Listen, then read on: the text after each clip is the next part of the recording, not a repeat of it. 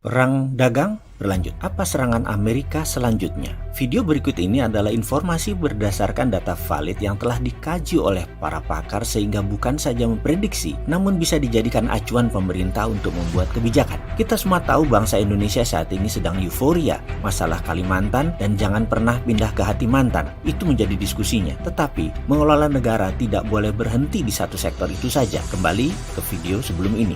Kita mengatakan BUMN sebaiknya tidak di bawah kementerian. Buatlah seperti Temasek Singapura, pakai undang-undang PT, undang-undang perusahaan saja, tidak di bawah undang-undang kementerian. Adakah yang mulai paham dengan maksud video tersebut? Begini strategi besar perang Amerika versus China, atau dalam bahasa akademi militernya adalah Thucydides Trap War. Kalau menterinya belum pernah ikut Lemhanas, pasti nggak paham apa itu Thucydides, sehingga kebijakan sering salah lihat perang antar negara. Bahkan dianggapnya nggak ada yang namanya warfare itu. Perang itu seakan sudah selesai sejak Perang Dunia Kedua berakhir di tahun 45. Sekarang ke topik perang dua negara. Kita bahas Thucydides di chapter yang lain. Itu juga kalau pada minat pejabatnya. Amerika mulai menunjukkan taringnya saat ini ketika leader of the pack, Amerika itu ditantang oleh negara Cina. Apa yang dilakukan Amerika berikutnya? Amerika saat ini sedang melobi WTO, di mana Amerika menganggap perusak sistem ekonomi dunia saat ini adalah BUMN melawan swasta. Itu level playing field-nya berbeda. Sekali lagi, BUMN adalah regulator, ditambah kalau dia BUMN-nya kementerian, dia juga regulator. Melawan swasta yang cuma user daripada regulator. Jelas tidak seimbang. Amerika saat ini melobi WTO agar BUMN di bawah kementerian menjadi haram. Hartanya, uangnya disebut odious money atau uang najis. Tujuannya adalah Amerika ingin membekukan aset Cina yang didapat dari uang BUMN. Dengan demikian, kering dolar di tangan Cina karena tidak bisa digunakan.